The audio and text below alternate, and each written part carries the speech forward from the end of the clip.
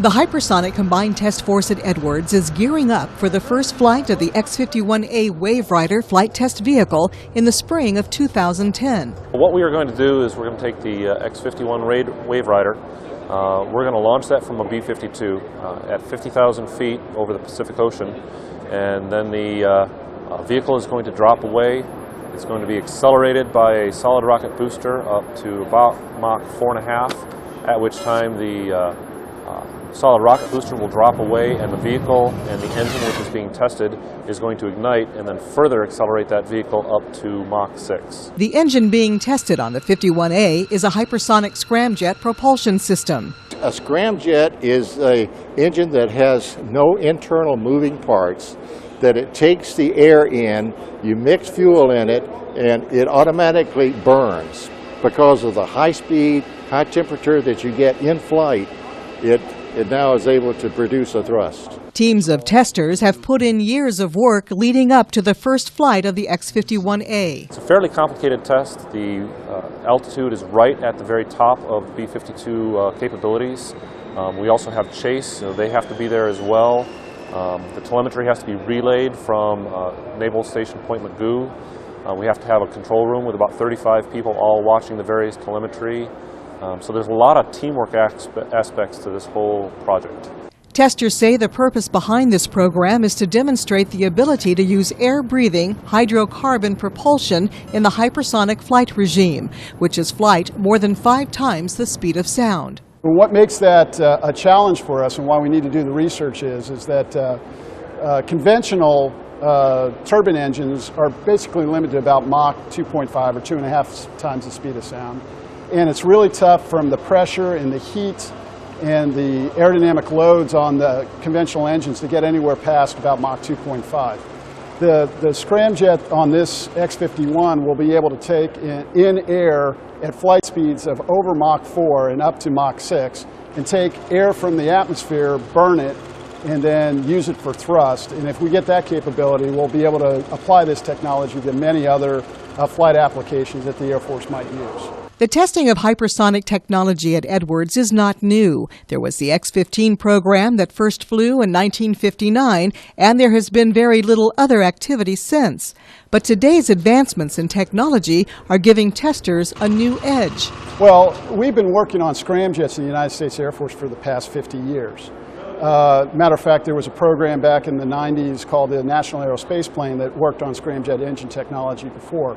But because of those high pressures and those high temperatures that I talked about with scramjet engines, the technology of the materials and the propulsion and how to handle those high temperatures was not ready. So we have finally come to the point of doing propulsion research that we're ready to go fly a scramjet engine and demonstrate that it's a very viable propulsion concept to power aerospace vehicles.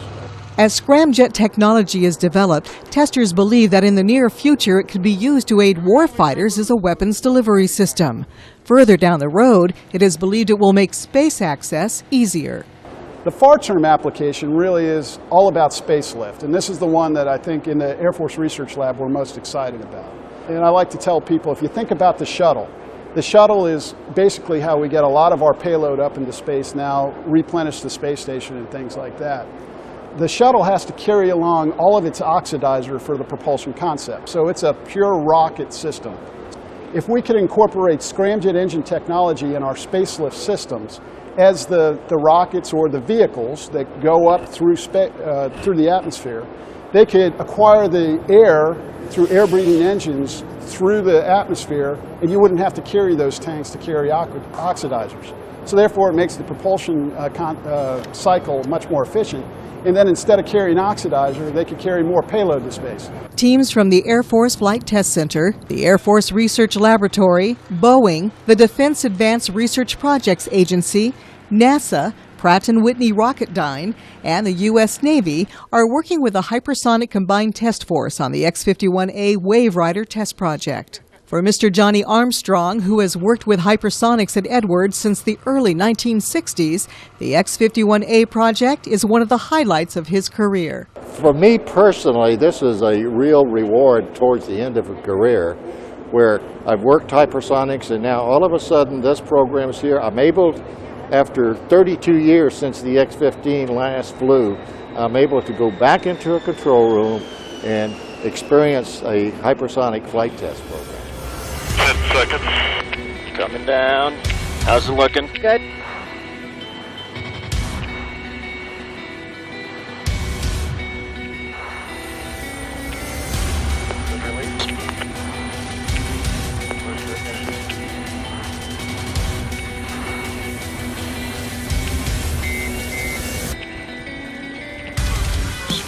Sorry. At the front. Still got it? Yeah, I do.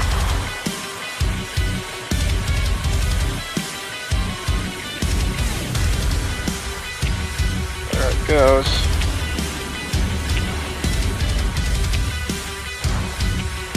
Looks like separation. And all on switches.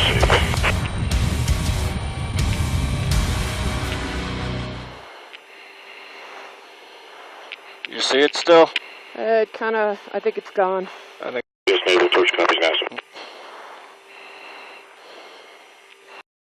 To run, understand we're clear to event 4.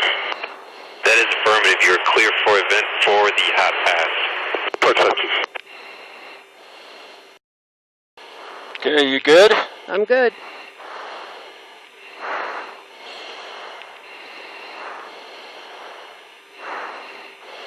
Just trying to hold it still. 30 seconds.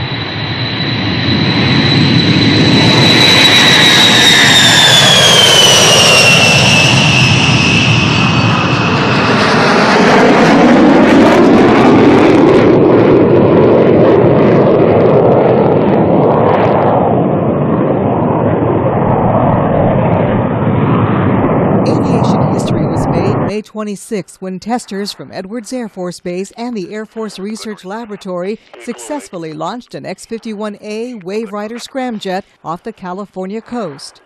Based on preliminary data, after booster separation at 50,000 feet, the air-breathing scramjet vehicle approached Mach 5 at an altitude of more than 60,000 feet. The previous record was 12 seconds in the NASA X-43. Mr. Johnny Armstrong is the chief engineer of the Hypersonic Combined Test Force at Edwards and has worked for more than 30 years in the development of scramjet technology.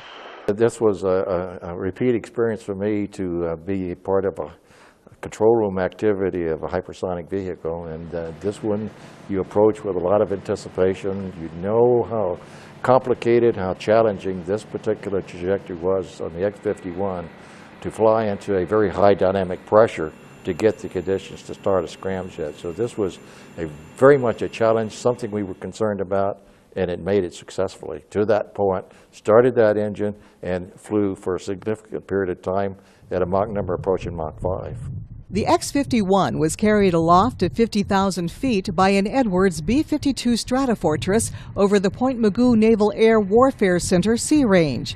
Flying at that altitude was just one of the challenges the B-52 crew had to face during the mission. To get it into the launch box, we're at the upper envelope edges for the B-52. We're at 50,000 feet. We're flying it near our max Mach in a place where our aircraft doesn't really control very well. Very rare air, so for us, making the exact parameters, within plus or minus a couple of knots or within a few hundred feet of where we needed to be was extremely challenging for the B-52.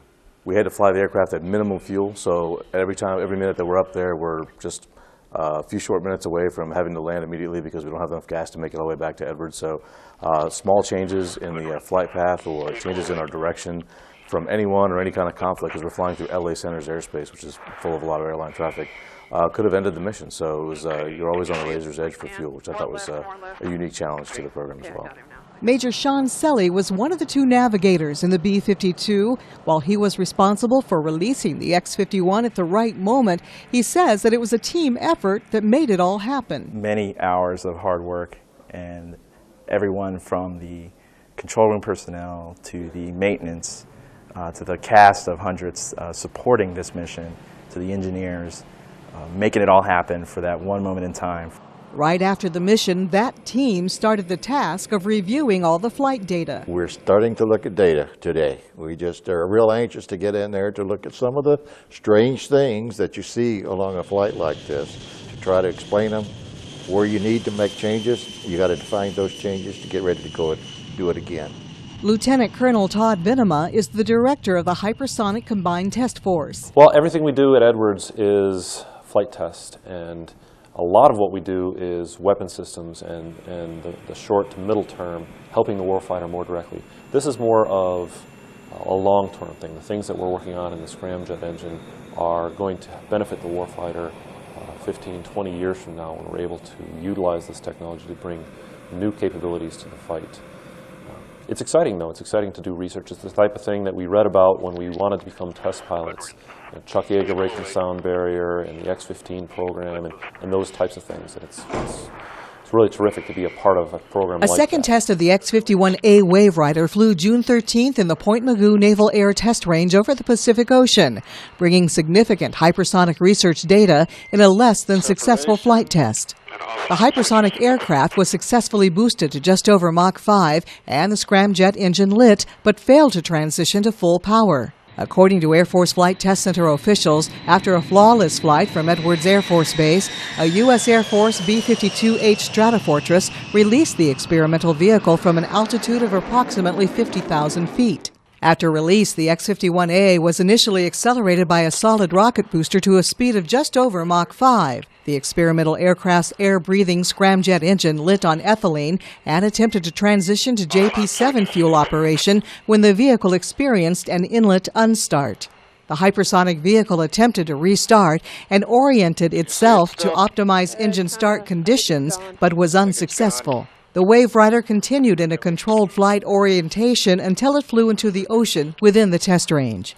Engineers from the Air Force Research Laboratory, Boeing, and Pratt & Whitney Rocketdyne are now reviewing the large amount of telemetry data collected during the test flight. The flight of the Air Force's X-51A Wave Rider aircraft ended prematurely Tuesday. Air Force officials say the X-51 was launched from a B-52 bomber over the Pacific Ocean. But about 15 seconds into the flight, a fault was identified in one of the Wave Rider's control fins, causing the aircraft to plummet into the ocean. The flight was meant to be a test for the Wave Rider's hypersonic scramjet engine. The X-51 is designed to travel at Mach 6 or 6 times the speed of sound over a 5-minute period. A previous Wave Rider test was more successful. In May 2010, the X-51 flew for more than 3 minutes at nearly 5 times the speed of sound. Only one of the 4 Wave Riders aircraft remains.